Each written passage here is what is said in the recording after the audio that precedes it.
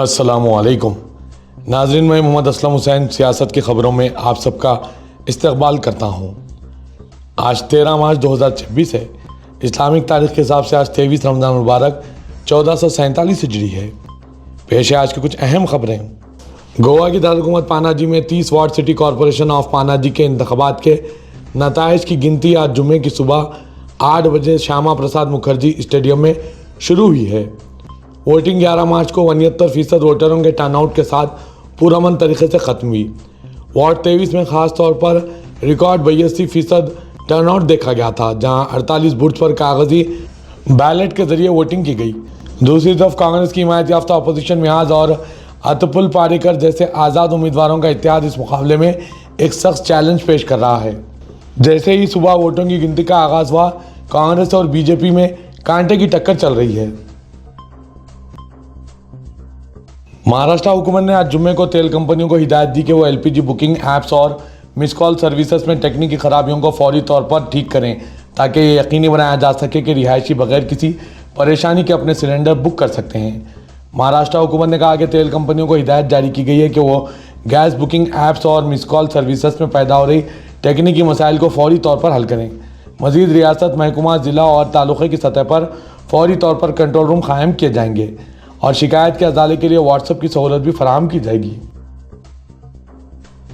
عام آدمی پارٹی کے رکن پارلیمنٹ سنجے سنگھ نے آج جمعے کو راجیہ سبھا میں قاعدہ 267 کے تحت تحریک کا نوٹس پیش کیا، جس میں پیٹرولیم گیس کی کمی، تجارتی گیس کی بڑھتی ہوئی قیمتوں اور مہمان نوازی کے شعبے پر پڑ رہے اثرات پر بحث کرنے کے لیے راجیہ سبھا میں دن بھر کے کام کو معطل کرنے کی کوشش کی۔ مغربی ایشیا میں جاری جنگ اور جغرافیائی سیاسی کشیدگی کا حوالہ دیتے ہوئے، خاص طور پر اپنے ہرمز کے ارد گرد پیش آ رہے واقعات کا حوالہ دیتے ہوئے سنجے سنگھ نے دلیل دی کہ ہندوستان کی توانائی کی سلامتی کو بڑے خلل کا سامنا ہے۔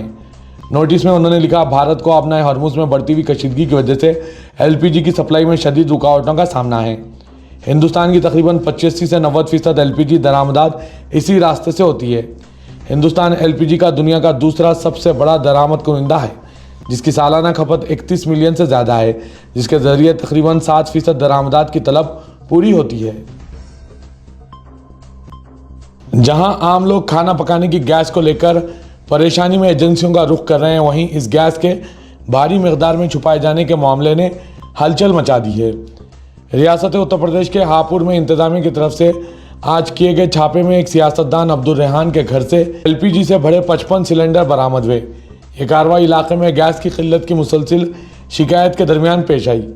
انتظامیہ کا کہنا ہے کہ ابتدائی تحقیقات سے پتہ چلا ہے کہ معاملہ گیس سلنڈروں کی غیر قانونی ذخیرہ اندوزی سے منسلک ہے۔ مقامی باشندوں کا الزام ہے کہ جہاں عام شہری گیس سلنڈر کی تلاش میں مشکلات کا شکار ہیں، وہیں کچھ لوگ اس بحران کا فائدہ اٹھاتے ہوئے بلیک مارکیٹنگ اور ذخیرہ اندوزی میں ملوث ہے۔ اطلاعات کے مطابق انتظامیہ کو گزشتہ کچھ دنوں سے علاقے میں LPG گیس کی قلت اور بلیک مارکیٹنگ کی شکایت موصول ہو رہی تھی۔ بہت سے لوگوں کا کہنا ہے کہ گیس ایجنسیوں سے سلنڈر بروقت نہیں پہنچائے جا رہے ہیں اور بعض مقامات پر مہنگے داموں میں فروخت کیے جا رہے ہیں۔ اس دوران حکام کو اطلاع ملی کہ ایک سیاستدان عبدالرحمان کے گھر میں گیس سلنڈرز کی بڑی تعداد ذخیرہ کر دی گئی۔ اطلاعات کے بعد انتظامیہ اور متعلقہ محکمے نے مشترکہ چھاپہ مار کارروائی انجام دی۔ اڈیشہ میں آنے والے راجیہ سبھا انتخابات میں کراس ووٹنگ کے خوف کے درمیان کانگریس پارٹی نے اپنے اراکین اسمبلی کو ایک ساتھ رکھنے کے لیے ریزورٹ سیاست کے ایک حصے کے طور پر بڑے پیمانے پر دیکھے جانے والے اقدام میں اپنے رکن اسمبلیز کو بنگلور منتقل کر دیا۔ کانگریس کے ذرائع نے آج جمعے کو تصدیق کی کہ قانون سازوں کو کرناٹک کے نائب وزیر اعلیٰ اور ریاستی کانگریس صدر DK شیو کمار کی نگرانی میں بنگلور لایا گیا۔ اڈیشہ کے MLA اور پارٹی لیڈران جمعرات کی رات انڈیگو کی فلائٹ سے بھونیشور پہنچے۔ وہ رات تقریباً 11 بجے کیمپے گوڑا بین الاقوامی ہوائی اڈے پر پہنچے، جہاں شیو کمار کے قریبی ساتھیوں نے ان کا استقبال کیا۔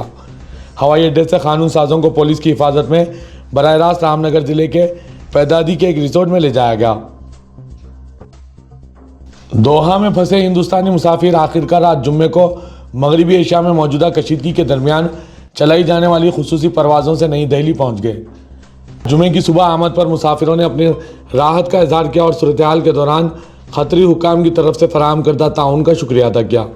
ایک مسافر نے قطر کی حکومت کی تعریف کرتے ہوئے کہا کہ وہ شہریوں کی حفاظت کو یقینی بنانے کے لیے میزائل کو روکنے کے دوران ہنگامی الرٹ بھیجے گئے۔ الرٹ موصول ہونے کے بعد شہریوں کو بند علاقوں میں ہی رہنا پڑا۔ مداخلت کے بعد صورتحال نارمل ہونے کا اعلان کرنے کے لیے ایک اور ہنگامی الرٹ بھیجا جاتا ہے۔ امریکہ اور اسرائیل نے جب ایران پر حملہ کیا تھا تو ان کے وہم و گمان میں بھی نہیں ہوگا کہ ایران کی جوابی کارروائی اتنی شدید اور پورے مشرق و سطح کو دہلا دے گی۔ ایران نے آپریشن وعدہ صادق کے تحت جو کارروائی شروع کی ہے، اس کی زد میں اب دنیا کی سب سے اونچی عمارت برج خلیفہ بھی آ گئی۔ جمعرات کی شام دبئی کے ڈاؤن ٹاؤن بزنس ڈسٹرکٹ میں ایران کی جانب سے ڈرون حملہ کیا گیا، جس کی وجہ سے برج خلیفہ بھی دہل گیا، کیونکہ یہ عمارت اسی علاقے میں واقع ہے۔ اس تعلق سے وائرل ہو رہے ویڈیوز میں دیکھا گیا ہے کہ برج خلیفہ کے قریب سے سیاہ اور کثیف دھواں اٹھ رہا ہے۔ دبئی کے مقامی انتظامیہ نے بھی اس حملے کی تصدیق کی اور بتایا کہ حالات بالکل قابو میں ہیں، کیونکہ برج خلیفہ کو پہلے ہی خالی کرا لیا گیا تھا، اسی لیے کوئی بڑا جانی و مالی نقصان نہیں ہوا۔ ملک کے مختلف حصوں میں گھریلو گیس سلنڈروں کی قلت کے سبب عوام میں شدید بے چینی پائی جا رہی ہے۔ کئی ریاستوں سے ایسی اطلاعات موصول ہو رہی ہے کہ بکنگ کے باوجود صارفین کو وقت پر سلنڈر نہیں مل پا رہے، جس کے بعد گھریلو زندگی کے ساتھ ساتھ ہوٹل اور ریسٹورنٹس کے کاروبار بھی متاثر ہو رہے ہیں۔ دریں پیٹرولیم مصنوعات کے مرکزی وزیر ہردیپ سنگھ پوری نے لوک سبھا میں کہا کہ ہندوستان میں گیس سلنڈر، تیل اور پیٹرول کی کوئی کمی نہیں ہے۔ پوری نے اپوزیشن لیڈر راہل کی جانب سے ملک میں تیل اور گیس کے بحران کا معاملہ اٹھائے جانے پر کہا کہ دنیا کی توانائی کی تاریخ میں شاید ہی کبھی ایسا وقت آیا ہو جیسا ابھی مغربی ایشیا کے بحران کی وجہ سے دیکھنے کو مل رہا ہے۔ انہوں نے کہا کہ یہ صورتحال عالمی تیل اور گیس کی سپلائی کے لیے انتہائی سنگین سمجھی جا رہی ہے۔ اپنے ہرمز سے 20% نقل و حمل متاثر ہوئی، 40% خام تیل دوسرے ممالک سے آ رہا ہے۔ ہمارے پاس خام تیل کا وافر ذخیرہ موجود ہے۔ ہندوستان کی خام تیل کی سپلائی مکمل طور پر محفوظ ہے اور ہندوستان میں پیٹرول و ڈیزل کی کسی بھی طرح کی کوئی دقت نہیں ہے۔ ملک میں ابھی کافی مقدار میں گیس موجود ہے۔ انہوں نے کہا کہ CNG کی سپلائی 100% جاری ہے۔ ہندوستان میں LPG کے کارگو روزانہ آ رہے ہیں۔ گیس سلنڈر کے تعلق سے کسی بھی طرح سے گھبرانے کی ضرورت نہیں ہے۔ All India Muslim personal law board نے عدالت عظمیٰ میں ایک تنظیم کی جانب سے اسلامی قانونی وراثت کو کالعدم قرار دینے کی درخواست کو شرانگیز اور آئین کی مذہبی آزادی سے متعلق دفعہ 25 کے منافی قرار دیا۔ بورڈ کے ترجمان ڈاکٹر سید قاسم رسول الیاس نے کہا کہ اسلامی آئلی قوانین براہ راست قرآن و سنت سے ماخوذ ہے اور مسلمانوں کے لیے ان پر عمل لازم ہے، اس لیے انہیں آئینی جانچ کے دائرے میں نہیں لایا جا سکتا۔ نریندر بھی غائب، سلنڈر بھی غائب۔ LPG بحران پر اپوزیشن کا پارلیمنٹ احاطے میں زبردست احتجاجی مظاہرہ دیکھا گیا۔ ملک میں گھریلو گیس سلنڈروں کی قلت اور بڑھتی قیمتوں کے درمیان سیاسی ماحول بھی گرم ہو گیا ہے۔ وزیر اعظم نریندر مودی نے موجودہ حالات کے پیش نظر مرکزی وزراء کو واضح ہدایت دیتے ہوئے کہا ہے کہ وہ عوام کے ساتھ مسلسل رابطہ برقرار رکھیں تاکہ کسی قسم کی افواہوں اور غلط فہمیوں کو پھیلنے سے روکا جا سکے۔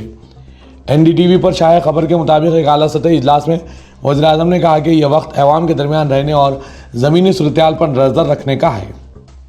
دوسری جانب پارلیمنٹ کے احاطے میں اپوزیشن جماعتوں نے گیس سلنڈر بحران کے خلاف احتجاج درج کرایا۔ اپوزیشن اراکین پارلیمنٹ نے نریندر بھی غائب، سلنڈر بھی غائب کے نعرے لگاتے ہوئے حکومت کو سخت تنقید کا نشانہ بنایا۔ اپوزیشن نے کہا کہ وزیر اعظم عوام سے گھبرانے کی بات نہ کرنے کو کہہ رہے ہیں، لیکن حقیقت یہ ہے کہ حکومت خود دباؤ میں دکھائی دے رہی ہے۔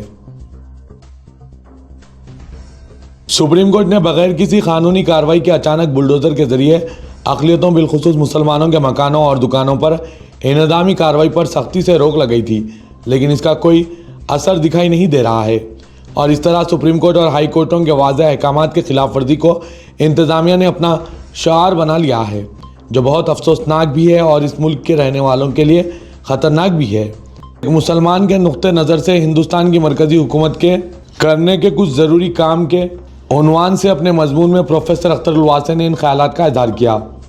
انہوں نے لکھا کہ اس طرح سڑکوں پر مسلمانوں کا نام اور مذہب پوچھ کر ان کے ساتھ جسمانی زیادتیاں کرنا، انہیں بری طرح زدوکوب کرنے کے روزانہ کوششیں عام ہو گئی ہے، اور وہ لوگ جو مسلمانوں کے سلسلے میں ناروا سلوک کے بعد گرفتار کر لیے جاتے ہیں اور بعد ازاں قانونی دوپیچ کے سہارے ضمانت پر رہا ہوتے ہیں، ان کا جس طرح استقبال کیا جا رہا ہے اور انہیں ہار پھول پہنائے جاتے ہیں، وہ کم شرمناک نہیں۔ مسلمانوں کی پریشانی یہ ہے کہ یہ سب کچھ یک طرفہ عمل ہے جو صرف انہیں کے خلاف انتظامیہ کی طرف سے سامنے آتے ہیں۔ پروفیسر اختر الواسع نے لکھا کہ ہم یہ بات یہاں واضح کر دینا چاہتے ہیں کہ ہم بھی ناجائز تعمیرات کے خلاف ہیں، لیکن ہم یہ بھی جاننا چاہتے ہیں کہ یہ ناجائز تعمیرات جن کے انہدام کے لیے سرکار دہائیاں دیتی ہے وہ کیسے تعمیر ہو گئی اور برسوں کی تعمیرات کے لیے کون ذمہ دار ہے، اور سرکاری افسران نے اسی وقت جب وہ تعمیر ہو رہی تھی کیوں ضروری کارروائی نہیں کی۔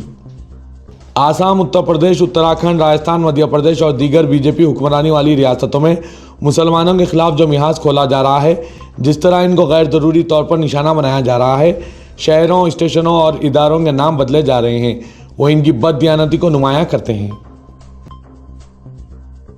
تلنگانہ کے وزیر اعلیٰ ریونت ریڈی نے نیٹ فلکس کو فیوچر سٹی میں کارپوریٹ آفس قائم کرنے کی دعوت دی۔ وزیر اعلیٰ نے حیدرآباد میں نیٹ فلکس کے آئی لائن اسٹوڈیو کا افتتاح کیا۔ انہوں نے حیدرآباد میں نیٹ فلکس کی سرگرمیوں کے آغاز پر مسرت کا اظہار کیا اور کہا کہ حیدرآباد میں بین الاقوامی تفریحی اداروں کی آمد میں اضافہ ہوگا۔ انہوں نے کہا کہ نیٹ فلکس اسٹوڈیو کے قیام سے حیدرآباد میں ہالی ووڈ کی سرگرمیوں میں اضافہ یقینی ہے۔ وزیر آئی ٹی ڈی سریدر بابو کے ہمراہ چیف منسٹر نے نیٹ فلکس کے آئی لائن اسٹوڈیو کا افتتاح کیا، جہاں ویب سیریز اور فلموں کی تیاری کا کام انجام دیا جائے گا۔ تلنگانہ کے مستقل ڈائریکٹر جنرل پولیس کے تقرر کا معاملہ فیصلہ کن مرحلے میں داخل ہو چکا ہے۔ یونین پبلک سروس کمیشن نے ڈائریکٹر جنرل پولیس کے عہدے کے لیے تلنگانہ حکومت کی جانب سے روانہ کردہ ناموں کے پینل میں 3 ناموں کو خطیت دی ہے۔ حکومت کو ان 3 ناموں میں سے کسی ایک کا انتخاب کرتے ہوئے ڈائریکٹر جنرل پولیس کے عہدے پر تقرر کرنا ہوگا۔ موثوق ذرائع کے مطابق یونین پبلک سروس کمیشن نے جن 3 ناموں کو خطیت دی ہے، ان میں 1991 آئی پی ایس بیچ سے تعلق رکھنے والے سی وی آنند، 1994 بیچ کے special director intelligence bureau Prabhakar Apte اور 1994 بیچ کے director general Telangana jailer Saumya Mishra شامل ہے۔ یونین پبلک سروس کمیشن نے اس مسئلے پر مشاورت کے لیے چیف سیکرٹری رام کرشنا راؤ کو مدعو کیا۔ چارمینار پولیس نے ٹھیلا بنڈی والوں کو دھمکا کر معمول وصول کرنے والے 2 ملزمین بشمول ایک راڈی شیٹر کو گرفتار کر لیا۔ پولیس کے مطابق گرفتار ملزمین کی شناخت 72 سالہ شیخ نصیر الدین عرف محمد نصیر الدین عرف گنا نصیر، جو بھوانی نگر پولیس اسٹیشن کا راڈی شیٹر ہے اور جوس کا کاروبار کرتا ہے، اور 42 سالہ محمد اذان قادری عرف توفیق ساکن یاقوت پورے کی حیثیت سے کی گئی۔ اس کا ایک ساتھی اظہر فرار ہے۔ بتایا گیا کہ ملزمین کو میر چوک کے قریب ایک ہوٹل کے روبرو گرفتار کیا گیا۔ تفتیش کے دوران انہوں نے اعتراف کیا کہ وہ چارمینار کے آس پاس ٹھیلا بنڈی والوں سے روزانہ 500 روپے اور بعد میں 1000 روپے معمول وصول کرتے تھے۔ وہ ہتھیاروں سے دھمکیاں دیتے اور ادائیگی نہ کرنے پر علاقہ خالی کرنے کی دھمکی دیتے۔ حاضرے کے اس سے قبل بھی اس طرح کی کارروائیوں کا سیاست کی جانب سے اپنی خبر میں بتایا گیا تھا۔ ان افراد کے ساتھ خود ساختہ صحافی بھی ملوث ہونے کا پتہ چلا تھا۔ پولیس مصروف تحقیقات ہے۔ سابق میں پولیس میں شیخ نصیر الدین کے خلاف NDPS act, arms act, gaming act اور دیگر جرائم سمیت جبرن وصولی اور قتل کی کوشش کے مقدمات بھی درج ہے۔ ملزمین کو عدالتی تحویل میں دے دیا گیا۔ ریاست تلنگانہ میں 10ویں جماعت کے سالانہ امتحانات کل 14 مارچ سے شروع ہو رہے ہیں، جو 16 اپریل تک جاری رہیں گے۔ محکمہ تعلیم کے مطابق امتحانات کے لیے ریاست بھر میں جملہ 2676 امتحانی مراکز قائم کیے گئے، جن میں 1582 سرکاری اسکولز اور 1054 خانگی اسکول شامل ہیں۔ اس سال مجموعی طور پر 5,17,727 طلبہ امتحانات میں شرکت کریں گے۔ حکام نے واضح کیا کہ طلبہ کو امتحان کے آغاز کے بعد 5 منٹ تک تاخیر سے آنے کی اجازت ہوگی، تاہم صبح 9:35 کے بعد امتحانی سینٹر پہنچنے والے طلبہ کو امتحان میں بیٹھنے نہیں دیا جائے گا کہ وہ کسی بھی پریشانی سے بچنے کے لیے کم از کم 1 گھنٹہ پہلے امتحانی مرکز پہنچ جائیں۔ امتحانات کے دوران امتحانی مراکز کو نو سیل فون زون قرار دیا گیا۔ اس پابندی کا اطلاق نہ صرف طلبہ بلکہ امتحانی عملہ، فلائنگ اسکواڈ اور معائنہ کرنے والے عہدیداروں پر بھی ہوگا۔ کسی کو بھی موبائل فون اندر لے جانے کی اجازت نہیں ہوگی۔ ریاست میں گرمی کی شدت میں اضافے کے پیش نظر اسکول ایجوکیشن ڈپارٹمنٹ کی جانب سے اسکول 16 مارچ تا 23 اپریل آدھے دن کے لیے چلائے جائیں گے۔ اس طرح ریاست کے تمام اسکول صبح 8 بجے تا 12:30 بجے دن کام کریں گے اور ان اوقات کا اطلاق بلا تفریق مینجمنٹ تمام اسکولز کے لیے ہوگا۔ گورنمنٹ اور لوکل باڈی اسکولز میں طلبہ کو مڈ ڈے میلز، دوپہر کا کھانا تقریباً 12:30 بجے دن دیا جائے گا اور اس کے بعد انہیں گھر بھیج دیا جائے گا۔ SSC امتحانات کے لیے سینٹرز بنائے گئے اسکولز کے اوقات 1 بجے دن تا 5 بجے شام ہوں گے، کیونکہ یہ امتحانات صبح کے سیشن میں منعقد کیے جائیں گے۔ محکمہ سول سپلائی نے ریاست کے عوام سے اپیل کی ہے کہ وہ LPG سلنڈروں سے متعلق کسی بھی مسئلہ، غیر قانونی تجارتی استعمال یا سول سپلائز کے دیگر امور کے بارے میں شکایت درج کروانے کے لیے ٹول فری نمبر 1957 پر رابطہ کریں۔ گھریلو LPG سلنڈروں کی غیر قانونی منتقلی اور چوری کے خلاف شروع کردہ بڑی کارروائی کے دوران محکمے نے वरंगल, हनुमाकुंडा और करमनघाट हैदराबाद के इलाकों से 22 घरेलू सिलेंडर्स, 25 छोटे सिलेंडर्स और गैस रिफिलिंग के कई आलात जब्त किए। हुक्काम का कहना है कि इस मुहिम का मकसद अवामी वसाइल के गलत इस्तेमाल को रोकना और सारिफिन के हुकूक को यकीनी बनाना है। सदरुल हिंद मजलिस इत्तेहादुल मुस्लिमीन और रुकन पार्लियामेंट हैदराबाद असदुद्दीन अवैसी ने लोकसभा में वज़ारत तमकना व शहरी उमूर से PM स्वानिधि खर्च से मुतालिक सवालात किए। असदुद्दीन अवैसी ने सवाल किया कि जनवरी 2026 के एतबार से PM स्वानिधि लोन्स के लिए जुमला कितने अहल स्ट्रीट वेंडर्स का इंतखाब किया गया, रियासती वारिस तफसील फराहम की जाए।